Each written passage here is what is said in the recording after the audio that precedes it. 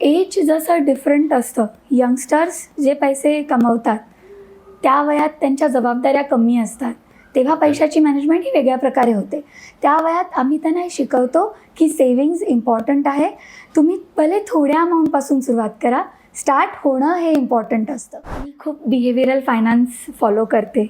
So आधी हे तुमचे हार्ड अर्न मनी आहे. काय बिहेवियरल फायनान्स काय नक्की? बिहेवियरल फायनान्स म्हणजे तुमचा स्वभाव कसा आहे, तुम्ही किती रिस्क घेऊ शकता, तुमचं एज काय, तुम्ही मार्केट पडल्यावर माझं ऐकाल की तुमच्या मित्रांचं जास्ती ऐकाल. सायकॉलॉजी आहे. परफेक्ट. एकदा ते त्या इन्व्हेस्टमेंटला कम्फर्टेबल झाले की ते स्वतःहून येतात, madam bank F D mature झाली आहे, इथे जास्ती मिळतात इक्विटीला आपल्याला, सो हळूहळू आपण ते तिथे ट्रान्सफर करूया का. इनफॅक्ट कोविडमध्ये जी सिच्युएशन आली तेव्हा लोकांना ह्याचं महत्त्व आणखीन पटलं की अचानक काही जणांचे जॉब गेले, सॅलरी येणं बंद झालं किंवा अर्धी सॅलरी यायला लागली. त्याला आपण कंटिंजन्सी फंड म्हणतो. इमिजिएट रिक्वायरमेंट आली काही, भले तुमची इन्व्हेस्टमेंट खूप असेल किंवा इन्शुरन्स पण आहे, इन स्पाईट ऑफ दॅट तुमच्या 3 महिन्याच्या सॅलरी इतका तो फंड रफली असायला हवा किंवा तुमचे 6 महिन्याचे एक्सपेन्सेस.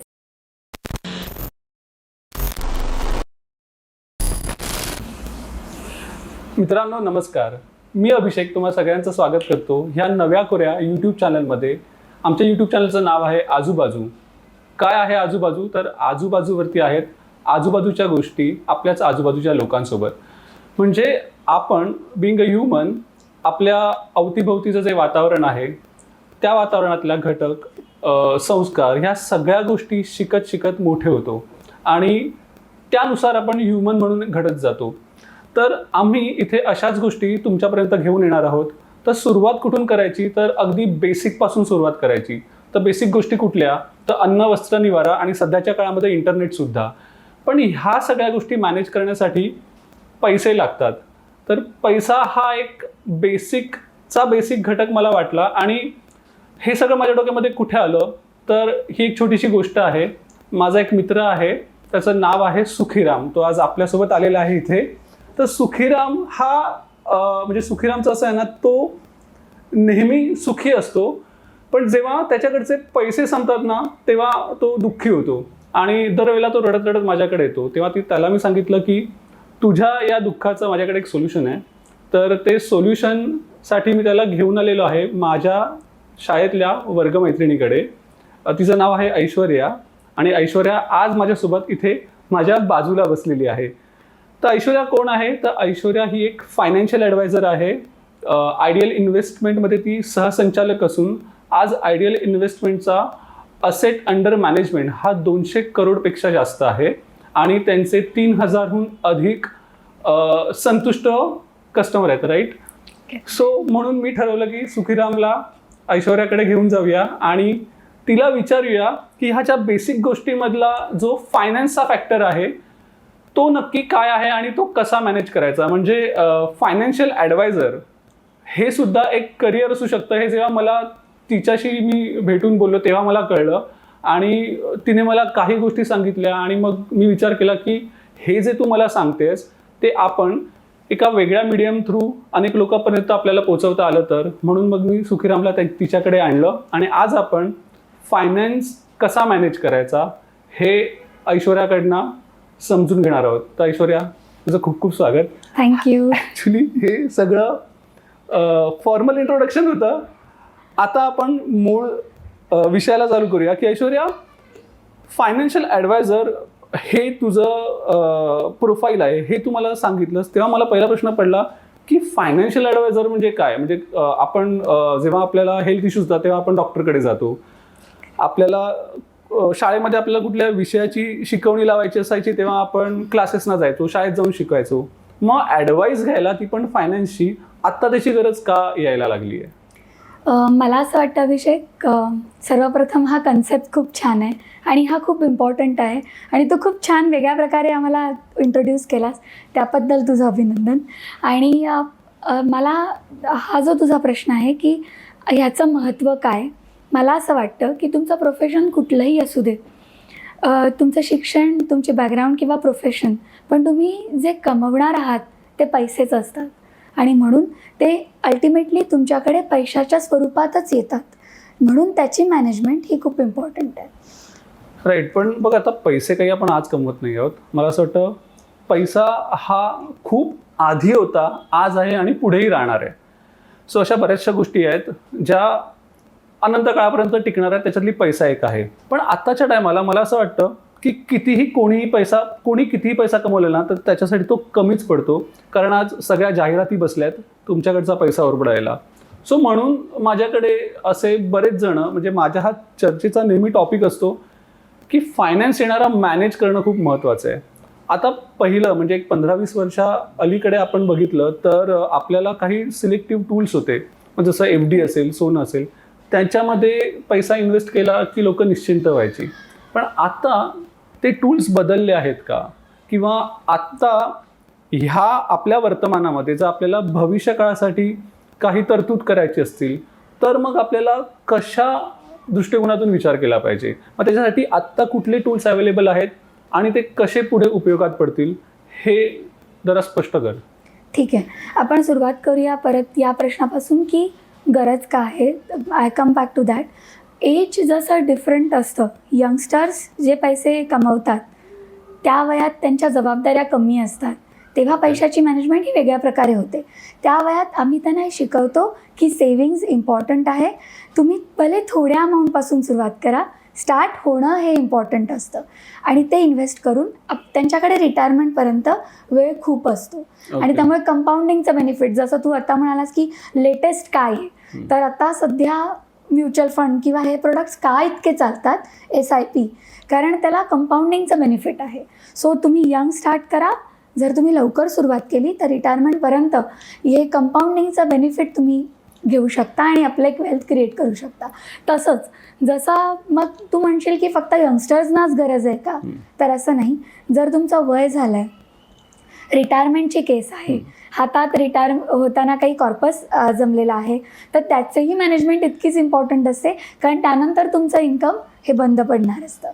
मग आता जसं तू नंतर म्हणालास की कुठले ॲव्हेन्यूज, तर तू बघत असशील की आपल्या पेरेंट्सनी, माझी केस थोडी वेगळी होती कारण बाबाही फायनान्शियल प्लॅनर आहेत, पण अदरवाईज जनरली आपल्या आधीच्या पिढीनी बरेचसे पैसे हे बँक FD किंवा पोस्टात ठेवले. आम्ही कुठल्याही असेट क्लासच्या अगेन्स्ट नाही आहोत, पण आम्ही हेच लोकांना सांगतो की इम्पॉर्टंट का आहे याची मॅनेजमेंट.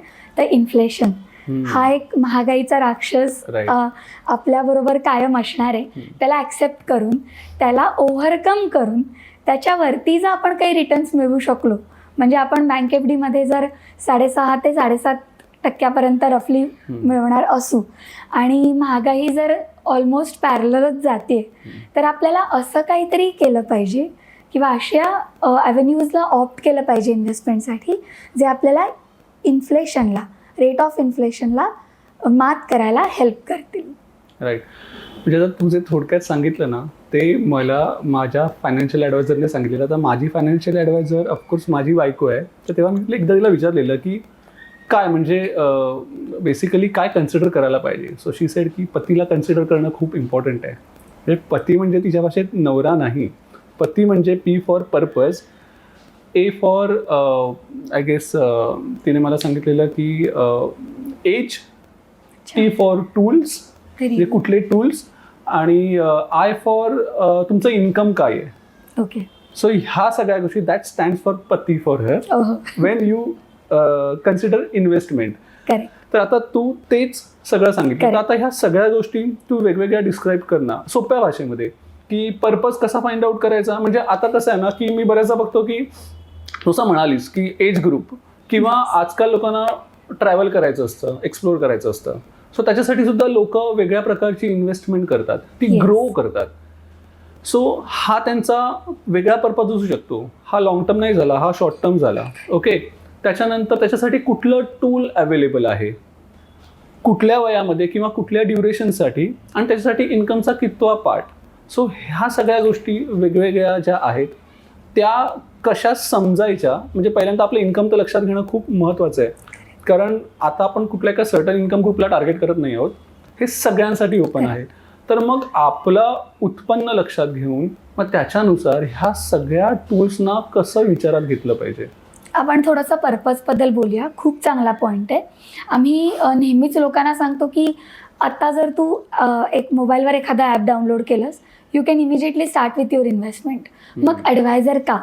तर Right. आम्ही पर्पजफुली म्हणजे तुझी जी इन्व्हेस्टमेंट होणार आहे ती प्रत्येक SIP किंवा लमसम इन्व्हेस्टमेंट ही आम्ही तुझ्या आयुष्यातल्या एका पर्पजला, ज्याला आम्ही गोल प्लॅनिंग म्हणतो, एखाद्या लाईफमधल्या गोलला कनेक्ट करतो. आणि आत्ता तू जसं म्हणालास की गोल शॉर्ट टर्मही असू शकतो. जेव्हा तू ट्रॅव्हलबद्दल बोललास, I cannot ask you to wait for 15 long years to travel somewhere. Right. So गोल्सचे 3 प्रकार आपण 3मध्ये त्याला डिवाइड करू शकतो: शॉर्ट टर्म, मिड टर्म आणि लॉंग टर्म. शॉर्ट टर्ममध्ये आपण टूल्सबद्दल बोलूया की डेट प्रोडक्ट्स जे थोडे सेफ आहेत, त्याचे रिटर्न्स इक्विटी इतके खूप हाय नसले तरी सेफ आहेत आणि guaranteed, close to guaranteed returns देतात. ओके. अशा प्रोडक्ट्सना तू ऑप्ट करू शकतोस एक कंटिंजन्सी फंडसाठी किंवा तुझ्या शॉर्ट टर्म गोल्ससाठी, ओके. जे 1-2 वर्षाच्या आत असतात. साधारण 2-3 वर्षापासून 5 वर्षापर्यंत आपण मिड टर्म म्हणू शकतो. ओके.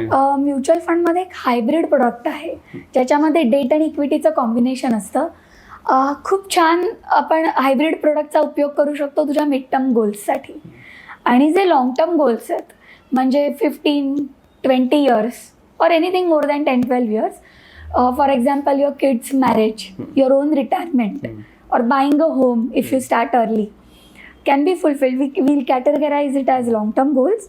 आणि हे फुलफिल करण्यासाठी तुम्ही प्युअर इक्विटीचा वापर करू शकता, जिथे आपण कम्प्लिटली कंपाऊंडिंगचं बेनिफिट आपण उचलू शकतो. म्हणजे आता तू मला सांगताना मला ह्या गोष्टी एकदम क्लिअर झाल्या की इन्व्हेस्टमेंट करताना पर्पज 3 कॅटेगरीमध्ये तुम्ही डिवाइड करा: correct. Short term, mid term आणि Long term. Long term. पण आता हे बोलताना तू मला सांगितलंस की माझा पैसा जेव्हा मला तू ॲडवाईज करते की एका अमुक गोष्टीमध्ये तू टाकणार आहेस, तेव्हा तू डेट फंड म्हणतेस, तेव्हा नक्की मी कुठे टाकतो? कारण आता स्टॉक्स कसं सगळ्यांनाच माहिती झाले. करोनानंतर जो कोणी घरी बसलेला तो काय करणार, तर बाबा सगळ्यांनीच स्टॉक मार्केट शिकून घेतलंय आणि बहुतेक जणांना आजकाल स्टॉक कळायला लागलेला आहे. सो वेन यू से की तू म्हणजे कोणाचा पैसा स्टॉकमध्ये इन्व्हेस्ट करते म्हणजे तो कुठे जातो हे त्यांना कळतंय. पण मग बाकीचे म्युच्युअल फंड जे तू बोललीस की डेट फंड आहे, हायब्रिड फंड आहेत, ते काय आहे? म्हणजे मी जेव्हा पैसे टाकणार तेव्हा ते नक्की कुठे जाणार, इन्व्हेस्ट होणार? Good question. आपण आधी डेटपासून सुरुवात करूया. डेट हा, जसं मी म्हटलं, रिस्क कमी असते आणि कमी ड्युरेशनसाठी वापरू शकतो. त्याची इन्व्हेस्टमेंट ही पुढे जाऊन government bonds, commercial papers, treasury bills ह्यामध्ये होते. ओके. तुला डायरेक्ट गव्हर्नमेंट बॉन्ड घेऊ शकतोस किंवा rather mutual fund through government bonds घेतलेस. प्रत्येक AMCचे short term debt funds, mid term, long term, ultra short duration असे वेगवेगळे कॅटेगरीचे डेट फंड्स अवेलेबल आहेत. सो तिथून त्या डेट फंड थ्रू जर आपण बॉन्ड किंवा CPsमध्ये इन्व्हेस्ट केलं तर ते जास्ती सेफ राहील, कारण आपल्याला ड्युरेशन कमी ठेवू शकतो. ती अवेलेबिलिटी आपल्याला तिथे आहे. ओके. जो पैसा आधी हायब्रिडच्या आधी आपण इक्विटी कॅटेगरी चेक करूया. इक्विटीमध्ये, म्युच्युअल फंड इक्विटीमध्ये जो पैसा इन्व्हेस्ट होतो तो पुढे मार्केटमध्येच जातो, म्हणजे Okay. शेअर्समध्ये इन्व्हेस्टमेंट होते. आता त्याच्यामध्ये पण बऱ्याच कॅटेगरीज आहेत: large cap, mid cap, small cap, focus funds. जर तुला टॅक्स सेव्हिंगसाठी काही पाहिजे असेल तर ELSS. सो आता हे तुझ्या गोलवरती डिपेंड करतं, तुझ्या एजवर डिपेंड करतं, तू किती रिस्क घेऊ शकतोस त्यावर आम्ही डिसाईड करतो की इक्विटी म्हटलं तरी त्यातही प्रकार आहेत, मग कुठला इक्विटी क्लास तुझ्यासाठी करेक्ट आहे. आता हायब्रिडकडे वळूया. डेट आणि इक्विटी या दोन्हीचं कॉम्बिनेशन म्हणजे हायब्रिड आहे. ओके. आणि मार्केट वर गेलं की रिबॅलन्सिंग किंवा असेट अलोकेशन करायला लागतं. ते जर तुझी इन्व्हेस्टमेंट फक्त डेट किंवा फक्त इक्विटीत असेल तर आम्ही मॅन्युअली करतो. पण जर तू पैसे हायब्रिडमध्ये इन्व्हेस्ट केलेस तर त्याचा फंड मॅनेजर जो आहे तो रिबॅलन्सिंग म्हणजे मार्केट फ्लक्च्युएशन्सप्रमाणे डेट आणि इक्विटीतलं रिबॅलन्सिंग किंवा आपण त्याला असेट अलोकेशन म्हणूया, तो स्वतः मॅनेज करत असतो. ओके. सो मग आता हे जे टूल्स झाले ना ते मला सांगतात की बाबा तुझा पैसा मार्केटमध्ये आणि म्हणजे मार्केटमध्ये आपण इन्व्हेस्ट करणार आहोत. पण मग विदाऊट मार्केट जर एखाद्याची इच्छा असेल त्याला रिस्क नाही घ्यायची आहे जास्त, आणि जो इन्व्हेस्टमेंट आहे ना ते मार्केट व्यतिरिक्त अशा टूल्समध्ये करायचं आहे ज्यांचे रिटर्न्स FD पेक्षा जास्त असतील. कारण FD मध्ये रिटर्न्स हे खूप कमी आहे. म्हणजे जसं तू मला म्हणालीस की महागाईपेक्षा FD तुमचा पैसा म्हणजे महागाई जास्त वाढते, वेळेस FD वरती मिळणारं जे तुमचं व्याजदर आहे ते कमी आहे. आणि त्याच्यावर पुन्हा TDS पण कट होतो. ओके, म्हणजे सरतेशेवटी आपल्या हातामध्ये येणारे पैसे कमी नुकसानच असतात. आपण पकडूया. सो मग जर मला FD मध्ये नाही इन्व्हेस्ट करायचं किंवा ते टूल आजच्या तारखेला मला प्रॉपर इन्व्हेस्टमेंटसाठी उपयोगाचं जर वाटत नसेल, मला मार्केटमध्ये करायचं नसेल, तर मग त्याच्या व्यतिरिक्त काय ऑप्शन्स आपल्याकडे आहेत? ठीक आहे, आपण कॉर्पोरेट FD ला ऑप्ट करू शकतो. बँक FD पेक्षा साधारण 1 ते 1.5% अंदाजे ओके, त्यात जास्ती मिळू शकतात. ह्याचं उत्तर देण्याआधी एक कन्सेप्ट शिकून घेऊया अभिषेक. असं आहे की रिस्क आणि रिटर्न्स ह्याचं एक इन्व्हर्स रिलेशनशिप आहे. ओके. सो तू रिस्क जास्ती घ्यायला तयार असशील. सॉरी, मी चुकीचं बोलले. ठीक आहे. सो आपण एक कन्सेप्ट आधी क्लिअर करूया. रिस्क जिथे जास्त घ्यायची तयारी तिथे तुला रिटर्न्स जास्ती मिळणार आहेत. राईट. आणि तू जर रिस्क घ्यायला खूप रेडी नाही आहेस तर तुला अल्टिमेटली मिळणारे रिटर्न्स हे थोडे कमीच आहेत. तर मग अशा वेळेला आम्ही काय करतो, ज्यांना भीती वाटते आणि सपोज त्या व्यक्तीकडे 10 लाख आहेत, तर आम्ही त्यांना सांगतो की तुम्ही एक 2-3 लाख मार्केटमध्ये ठेवा, बाकीचे तुम्ही पोस्ट किंवा बँक FD किंवा कॉर्पोरेट FD ला ट्रान्सफर करा, मग तिथे इन्व्हेस्ट करा. आणि हळूहळू त्यांना कॉन्फिडन्स यायला लागतो. मार्केटमध्ये तुम्ही जितका वेळ तुमच्या इन्व्हेस्टमेंटला जास्ती द्याल तितकी तुम्ही रिस्क कमी करताय. बरोबर. आणि एकदा 2, 3, 4, 5 वर्ष झाली त्यांच्या मार्केटच्या इन्व्हेस्टमेंटला, जे आपण सुरुवातीला थोडाच कंपोनंट ठेवला आहे, एकदा ते त्या इन्व्हेस्टमेंटला कम्फर्टेबल झाले की ते स्वतःहून येतात, मॅडम बँक FD मॅच्युअर झाली आहे, इथे जास्ती मिळतात इक्विटीला आपल्याला, सो हळूहळू आपण ते तिथे ट्रान्सफर करूया का. सो आम्ही सुरुवातीला कधीच लोकांना सांगत नाही की सुरुवात तुम्ही रिस्क खूप जास्ती घेऊन करा, इक्विटीमध्ये 100% इन्व्हेस्ट करा. नाही, त्यांचं मी खूप बिहेवियरल फायनान्स फॉलो करते. सो आधी हे तुमचे हार्ड अर्न मनी आहे. काय बिहेवियरल फायनान्स काय नक्की? बिहेवियरल फायनान्स म्हणजे तुमचा स्वभाव कसा आहे, तुम्ही किती रिस्क घेऊ शकता, तुमचं एज काय, तुम्ही मार्केट पडल्यावर माझं ऐकाल की तुमच्या मित्रांचं जास्ती ऐकाल. सायकॉलॉजी आहे, परफेक्ट सायकॉलॉजी आहे. आणि मी लोकांना जेव्हा भेटते ना, मला असं वाटतं की त्या चेअरवर बसल्यावर मी एक फायनान्शियल ॲडवायझरपेक्षा सायकॉलॉजी त्यांना जास्ती सपोर्ट करते की हार्ड अर्न मनी असतात. सो एकदा ते कम्फर्टेबल झाले ना की त्यांना इक्विटी कंपोनंट वाढवणं त्यांच्यासाठी मला खूप इझी असतं. म्हणजे एखादा व्यक्ती तुझ्याकडे आला, फॉर एक्झाम्पल, ओके, जो नव्याने जॉबला आहे, ज्याचा पगार आपण पकडूया 35 ते 40 हजाराच्या दरम्यान आहे, येस, आणि आल्यानंतर त्याने तुझ्यासमोर डेस्कवरती iPhone ठेवला जो कमीत कमी 1.5 लाखाचा आहे. सो तू ते सगळे बघून त्याचा अंदाज लावणार का? मी तुला गंमत सांगते. जर कोणी माझ्या ऑफिसला आलं किंवा तू आलास आणि आपण गप्पा मारतोय, तुला असं वाटेल की मी तुझ्याशी काहीतरी गप्पा मारते आणि बोलते, मी स्कॅनिंग करत असते की तुला मी अशा पद्धतीने प्रश्न विचारीन की कॅज्युअल असतात, पण मी हे जाणून घ्यायचा प्रयत्न करत असते की तुझी रिस्क ॲपेटाईट किती आहे, मार्केट तुझा काही बॅड एक्सपिरियन्स किंवा तुझा पास्ट एक्सपिरियन्स याबद्दल कसा आहे, तू खूप कम्फर्टेबल असशील. ते माझ्या डोक्यात मागे चालू असतं बॅक ऑफ द माइंड की इक्विटी कंपोनंट तुला किती % ठेवायला पाहिजे, डेट किती, हायब्रिड किती, किंवा ह्या व्यतिरिक्त फिक्स्ड इन्कम जिथे खूप कमीत कमी रिस्क. मी असं नाही म्हणणार की तुला भीती वाटते म्हणून मी तुला फक्त FD देईन, त्याने तुझा पैसा ग्रो नाही होणार. इथे आपल्याला काय करायचं आहे, मी माझ्या सेशन्समध्ये पण लोकांना सांगते की एक थाळी इमॅजिन करा ज्याच्यामध्ये तुम्हाला भात, पोळी, भाजी, आमटी, आपला रोजचा आहार तर आहेच, पण लोणचं पण आहे. ते खूप छान असतं, ते आवडतं, ते टेस्ट ॲड करतं, पण ते तुम्ही भाताच्या इतक्या क्वांटिटीमध्ये नाही खाऊ शकत. सो आपल्याला तुला सगळे प्रोडक्ट द्यायचे आहेत. आमच्याकडे आलेल्या एखाद्या इन्व्हेस्टरला आम्हाला सगळं द्यायचं आहे, फक्त इतकंच डिसाईड करायचं आहे की त्याची बॅकग्राऊंड काय, त्याचा स्वभाव काय, त्याची रिस्क ॲपेटाईट काय, आणि त्यानुसार आम्ही किती % इक्विटी, किती % फिक्स्ड इन्कमवाले प्रोडक्ट्स, ज्याला आपण डेट म्हणतो, याचा प्रपोर्शन आपल्याला थोडं ॲडजस्ट करून प्रत्येकाप्रमाणे प्रेझेंट करायला लागतं किंवा प्लॅन करायला लागतं. बिंग अ फायनान्शियल ॲडवायझर हे जे काय म्हणाले, कुठलं behaviour? Behavioural finance. Behavioural finance.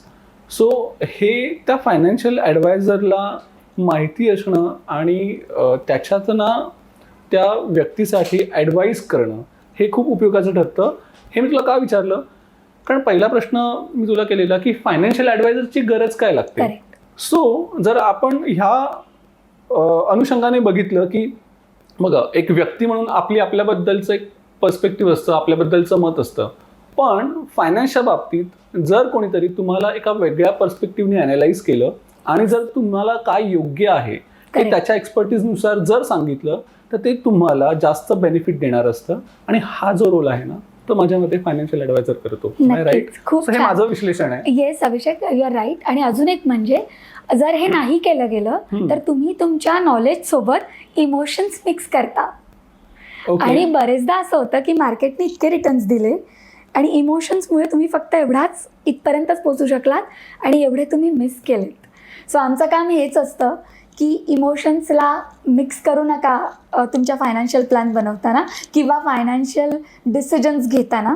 कोणातरी एक्सपर्टला नेहमी कन्सल्ट करा आणि मग तुम्ही तुमचे प्रॉपर डिसिजन घ्या. मोठे फायनान्शियल करेक्ट. म्हणजे इन्व्हेस्टमेंट म्हणाला की मगाशी तुझ्या ऑफिसमध्ये आलेल्या व्यक्तीचा तो 1.5 लाखाचा आयफोन हे त्याचं इमोशनल डिसिजन. म्हणजे माझं असं म्हणणं नाही की आयफोन वापरणारे सगळेच म्हणजे मी म्हणजे माझं म्हणणं हेच आहे की आपण जी वस्तू बाय करतो त्या वस्तूला जी किंमत मोजतो त्या किंमतीच्या नुसार आपण त्या वस्तूचा उपभोग घेतो का.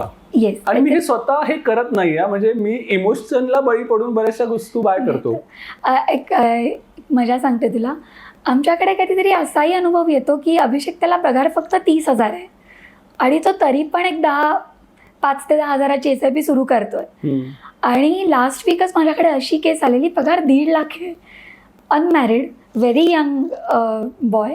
ही इज लाईक नाही, पैसे उरतच नाही आहेत. सो ते तुमच्या स्वभावावर पण आहे की तुम्ही तुमच्यात ती टेंडन्सी आहे का. आणि आम्ही सगळ्यांना सांगतो की ती टेंडन्सी इन्कल्केट करा स्वतःमध्ये. कारण जर तुम्ही आत्ता एक 10-20 हजाराची SIP नाही चालू करू शकत तर तुमच्या आयुष्यात जेव्हा एक 25 लाख 50 लाख असे मोठे एक्सपेन्सेस करायची गरज भासेल, इट कुड be your child's education, could be your child's marriage, your own retirement और बाईंग होम, जसं आपण आधी डिस्कस केलं. ही अमाऊंट 25 लाख ते करोडोंपर्यंत फ्लक्च्युएट होऊ शकते. आणि तेव्हा ती तुम्ही कुठून आणणार. त्याची सुरुवात आत्तापासून करा. भले छोट्या अमाऊंटपासून सुरुवात करा. ती हॅबिट इन्कल्केट होणं, सेव्ह होणं, नुसतं सेव्ह नाही तर इन्व्हेस्ट होणं हे खूप गरजेचं असतं. राईट. पण आता मला हेच सांग की बघ कसं आहे ना की तू जसं ॲडवाईज केलंस की सेव्हिंग करा, पण सेव्हिंग आपण त्या इन्कममधनं करतो. येस. ओके. मग ही सेव्हिंग आहे ना इन्कम आल्यानंतर म्हणजे तुझी सॅलरी म्हणा किंवा तुमचे पेचेक्स म्हणा हे आल्यानंतर पहिली इन्व्हेस्टमेंट करणं गरजेचं आहे आणि मग तुमचे एक्सपेन्सेस. कारण बऱ्याचदा असं होतं की जे उरेल ते आपण साठवून ठेवूया आणि मग ते उरतच नाही. सो आधी जर तुम्ही तो पैसा बाजूला काढलात थोडा, मी असं नाही म्हणत की खूप मोठा कंपोनंट बाहेर काढा, SIP खूप अगदी शूरवीर होऊन स्टार्ट करा आणि 3 महिन्यांनी माझ्याकडे लगेचच या की नाही जमत नाही ऐश्वर्या आता स्टॉप कर, नाही असं करू नका. पण एक सर्टन अमाऊंट सुरुवातीला जर बाहेर काढली तर एक डिसिप्लिन मेंटेन होतो आणि कंपल्सरी ती अमाऊंट इन्व्हेस्ट होते. आणि तुला you will be surprise to know की उरलेल्या अमाऊंटमधून आपण मॅनेज करू शकतोय. एक जर सिम्पल कॅल्क्युलेशन केलं की तुला एक्स अमाऊंट मिळते, त्यातनं जे तुझे महिन्याचे डिसाइडेड खर्च आहेत त्याला वजा कर आणि उरलेल्या पैशातनं कंटिंजन्सी आणि सेव्हिंग्स किंवा इन्व्हेस्टमेंट असे 2 कंपोनंट तू आयडेंटिफाय कर आणि इन्व्हेस्टमेंटला स्टार्ट कर. Earlier the better. ओके, ठीक आहे. सो नेक्स्ट बघ, आता कसं आहे की आता इथपर्यंत आपण पोचलो की फायनान्शियल ॲडवायझर हा बेसिकली तुम्हाला कसं गाईड करतो. त्याच्यामध्ये तू हे पण सांगितलंस की कुठले टूल्स अवेलेबल आहेत, ते कसे आपण समजून घ्यायचे आणि त्याच्यामध्ये आपण कसं म्हणजे इन्व्हेस्ट करायचे. पण आता काही tools see like we are prepared for our investment. Okay. आता आपण इन्व्हेस्टमेंट आहे ना हळूहळू जमा करत जातो. बट कधी अशा अनसर्टन गोष्टी येतात ज्या गोष्टीमुळे आहे ना इन्व्हेस्टमेंटला धक्का लागू शकतो. सो त्याच्यासाठी काही टूल्स अवेलेबल आहेत. येस. इन्शुरन्स आहे. ओके. सो त्याचा इम्पॉर्टन्स काय आहे आणि कुठल्या प्रकारचे इन्शुरन्स किंवा टर्म प्लान्स हे काय आहेत आणि ते केव्हा घेणं इम्पॉर्टंट आहे हे थोडंसं ॲड्रेस कर. कारण आपण बऱ्याच जण इन्व्हेस्टमेंटवरच विचार करतो आणि ते इन्शुरन्स घ्यायला सुद्धा आपल्या पाकिटातनं पैसे द्यावे लागतात आणि तिथे खर्च करायला आपण थोडं मागे पुढे बघतो. म्हणजे आज प्रत्येक जणांना मी बघतो ना की ज्यांच्याकडे बाईक्स आहेत, कार्स आहेत, त्याचे इन्शुरन्स अवेलेबल आहेत त्यांच्याकडे. इव्हन महागड्या मोबाईलचे पण इन्शुरन्स आहेत, पण कमवणाऱ्या व्यक्तीचे टर्म प्लान्स ती व्यक्ती काढत नाही किंवा काढलेले असतील तर ते इनफ कव्हर नसतं. सम ॲश्युअर्ड जितकी हवी तितकी नसते. पण पहिल्यांदा तर मला हे सांग की मेडिक्लेम काय आहेत, टर्म प्लॅन काय आहेत किंवा ह्या व्यतिरिक्त अजून कुठले टूल्स आहेत जे आपल्याला मदत करतात आपली इन्व्हेस्टमेंट वाचवायला. येस, खूप छान पॉईंट आहे. जर तुम्ही आमच्याकडे अप्रोच केलं इन्व्हेस्टमेंटसाठी, आम्ही सुरुवातीला नेहमी चेक करतो की तुझ्याकडे टोटल इन्व्हेस्टमेंटसाठी किती मंथली उरतात किंवा लमसम किती तुझ्याकडे आत्ता आहेत. आणि आम्ही 100% कधीच ते पूर्ण इन्व्हेस्ट करत नाही. ओके. तर त्यातला थोडा कंपोनंट आधी इन्शुरन्स काय काय ते चेक करतो आणि इन्शुरन्स आम्ही आधी काढून तुला सिक्युअर करतो. मग त्यात प्रायोरिटीवरती काय काय चेक केलं जातं, सगळ्यात पहिलं लाईफ इन्शुरन्स आणि हेल्थ इन्शुरन्स. ओके. घरातल्या कर्त्या व्यक्तीचा इन्शुरन्स असणं हे खूप गरजेचं आहे आणि त्याची राईट सम ॲश्युअर्ड ती प्रत्येकाप्रमाणे वेगळी असते. त्याचं कॅल्क्युलेशन करतो आम्ही. जर आपण नाही आहोत तर आपल्या फॅमिलीला ऑलमोस्ट सेम इन्कम मिळून लाईफस्टाईल मेंटेन झाली पाहिजे, हा लाईफ पॉलिसीचा किंवा टर्म पॉलिसीचा उद्देश आहे. काही लोक त्याच्याबरोबर पण त्यांना इन्व्हेस्टमेंट मिक्स करायची असते. येस, एंडोमेंट प्लॅन्स किंवा मनी बॅक प्लॅन्स चांगले अवेलेबल आहेत नक्कीच, पण तुम्ही तुमच्या लाईफस्टाईलप्रमाणे चेक करा की खरंच त्याची गरज आहे का.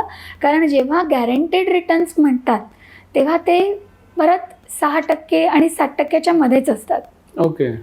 आम्ही जनरली असं सजेस्ट करतो की तुम्ही तुमचा इन्शुरन्स आणि इन्व्हेस्टमेंट हे सेपरेट ठेवा अशाने.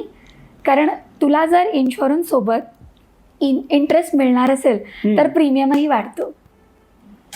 इन्शुरन्स सोबत इंटरेस्ट म्हणजे इन्शुरन्स सोबत तुला काही इन्कम पण हवंय किंवा इन्शुरन्स आणि इन्व्हेस्टमेंट जेव्हा तू मिक्स करायला जातोस तेव्हा तुझा प्रीमियम महाग होतो. काही प्लॅन्स असे असतात की फॉर एक्झाम्पल माझ्या टर्म प्लॅनला रिटर्न्स पण आहेत अवेलेबल एंडोमेंट सारखं. तर अशा वेळेला आम्ही सांगतो की प्युअर टर्मला जा.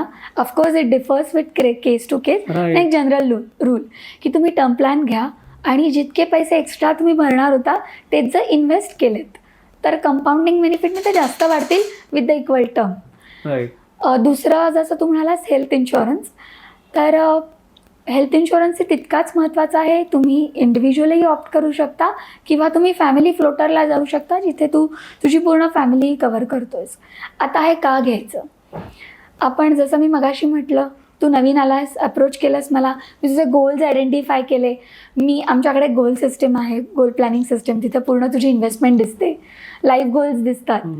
एव्हरी 6 मंथ्स आपण भेटतोय, तिथे दिसतं की तू कुठपर्यंत पोचतोयस, डेफिसिट आहे का, एक्स्ट्रा उरत आहेत का, फाईन.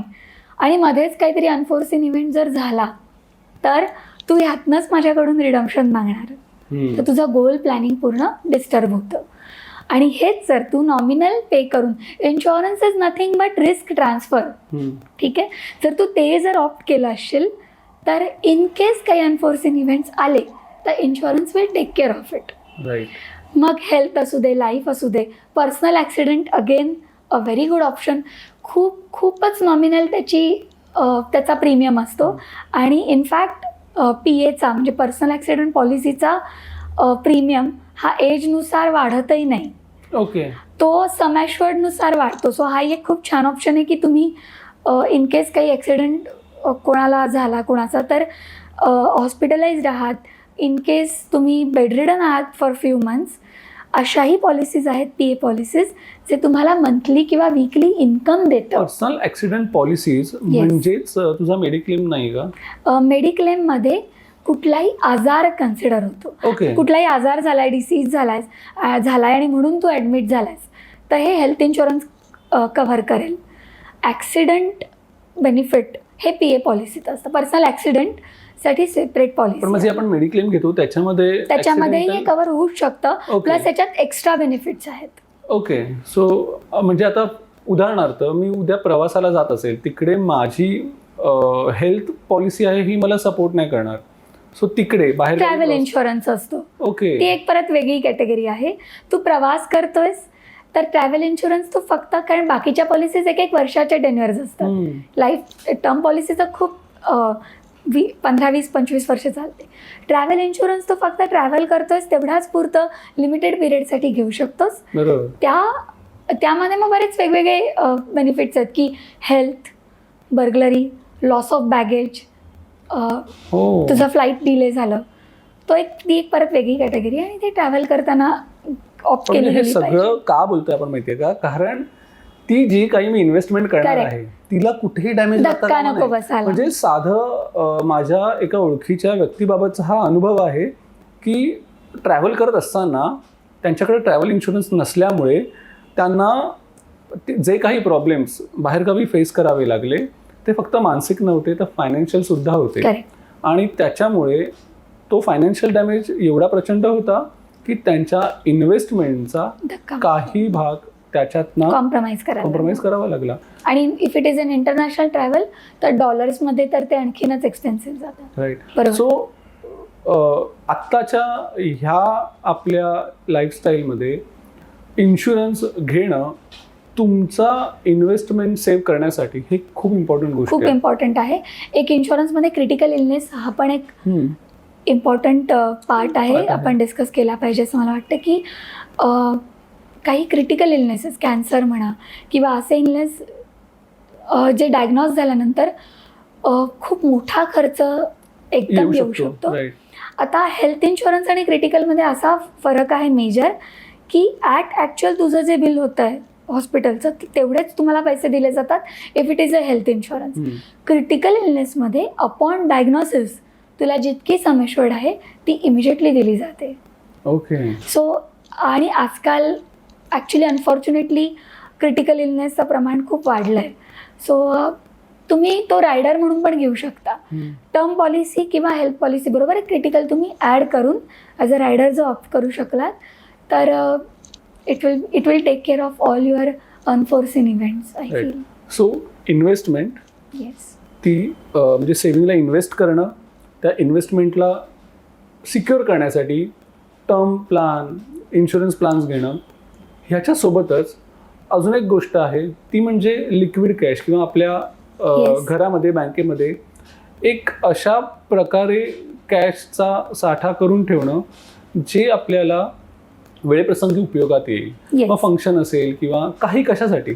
सो हा नक्की काय आहे, म्हणजे हे अवेअर राहून का ठेवायचं आणि किती प्रमाणात ठेवायचं ह्याच्याबद्दल तुला काही माहिती आहे का? म्हणजे इनफॅक्ट कोविडमध्ये जी सिच्युएशन आली तेव्हा लोकांना ह्याचं महत्त्व आणखीन पटलं की अचानक काही जणांचे जॉब गेले, सॅलरी येणं बंद झालं किंवा अर्धी सॅलरी यायला लागली. त्याला आपण कंटिंजन्सी फंड म्हणतो. इमिजिएट रिक्वायरमेंट आली काही, भले तुमची इन्व्हेस्टमेंट खूप असेल किंवा इन्शुरन्स पण आहे, इन स्पाईट ऑफ दॅट तुमच्या 3 महिन्याच्या सॅलरी इतका तो फंड रफली असायला हवा किंवा तुमचे 6 महिन्याचे एक्सपेन्सेस. जनरली आम्ही ह्या 2 फिगर्स कन्सिडर करतो कंटिंजन्सी फंडसाठी. आणि ऑफकोर्स मी जसं म्हटलं प्रत्येक फॅमिली वेगळी असते, त्यांची लाईफस्टाईल, त्यांच्या गरजा, त्यांचं इन्कम वेगळं आहे. सो ही अमाऊंट आम्ही इंडिव्हिज्युअली मीटिंग घेऊन आयडेंटिफाय करतो. पण रफली हे 2 क्रायटेरिया जरी तुम्ही फॉलो केले, लाईफस्टाईल वरती खूप डिपेंडंट आहे नक्कीच. किंवा तुमचे लाईफस्टाईल आणि तुमच्या कमिटमेंट्स काय काय आहेत, लोन किती आहे, घरात किती जण कमवतात, डिपेंडंट लोक किती आहेत. सो खूप म्हणजे आम्ही दरवेळेला सांगतो की जितकं तुम्ही मोकळेपणाने एका फायनान्शियल ॲडवायझरशी बोलाल आणि जितक्या तुमच्या पर्सनल गोष्टी शेअर कराल, आम्ही एक एथिक हे पाळतो की सपोज तुझं भाऊ बहीण आहे आणि ते आमच्याकडे आले, तू जे काही मला शेअर केलंस ते मी नाही शेअर करणार unless and until you agree to. कारण असं आहे की खूप पर्सनल, म्हणजे आम्ही अगदी आम्हाला लोकांच्या बॅलन्स शीट, ओके. त्यांचे बँक बॅलन्स, त्यांचा पगार आणि खूप डिटेलमध्ये माहिती असतं. आणि जितकं तुम्ही मोकळेपणाने बोलता तो तेरे पास सबके राज है. तितकं आम्ही खूप छान तुमच्यावरती काम करू शकतो. इनफॅक्ट आम्ही हेही सांगतो लोकांना की आपण जेव्हा भेटतो वर्षातनं 2-3 वेळा, तेव्हा जर एखादी चांगली गोष्ट होणार आहे, जसं new baby going to born in the family, or you are going to buy a house, किंवा अशी काही निगेटिव्ह गोष्ट आहे की घरात कोणीतरी खूप क्रिटिकली आजारी आहे, आमच्याबरोबर शेअर करा. आम्हाला माहिती राहतं की तुम्हाला रिडम्पशन लागेल का. त्याचा फायनान्सवरती परिणाम होतो. लोक आधी कचरतात, कधी कधी नवीन ओळख असते तेव्हा एखाद वेळेस नाही शेअर करत.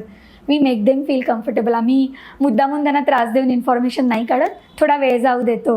आणि मग हळूहळू त्यांना आमच्यावरती विश्वास वाटायला लागला की ते स्वतः येऊन शेअर करतात आणि त्याचा त्यांनाच बेनिफिट होतो. कारण आम्ही अल्टिमेटली तुमचे पैसे, we don't deal in any products की आम्ही कपडे तुला विकले आणि तू घेऊन गेलास, त्याचा कलर गेला, ते फाटले, वी आर नॉट बॉदर्ड. लोक हात वर करतील, आमचं काम तसं नाही आहे.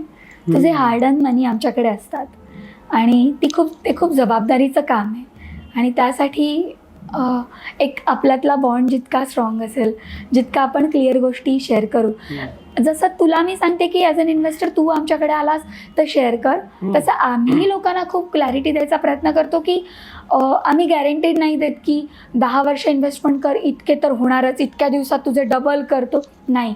कारण मार्केट आहे, मार्केट बऱ्याच पॉलिटिकल किंवा दुसऱ्या गोष्टींची रिलेटेड आहे, इंटरनॅशनली ग्लोबली जे घडतं आहे. सो आम्ही लोकांना खूप अवेअर करतो की तुमची इन्व्हेस्टमेंट जर खूप छोट्या पिरियडची असेल, मला मार्केटमध्ये इन्व्हेस्ट करायला नका देऊ. ओके.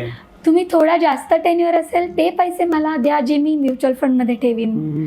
तुला असं फक्त 1 वर्षासाठी काय 1.5-2 वर्षासाठीच ठेवायचं आहे, आपण एखादा वेगळा इन्व्हेस्टमेंट अव्हेन्यू ऑप्ट करू. किंवा मार्केटमध्ये काय आणि कुठल्या फंडात किती रिस्क आहे हे जर मी तुला आधीपासून क्लिअर ठेवलं तर तुझा एक माइंडसेट रेडी होईल. सो एक क्लॅरिटी असणं इन्व्हेस्टर आणि ॲडवायझरमध्ये हे खूप गरजेचं आहे. राईट.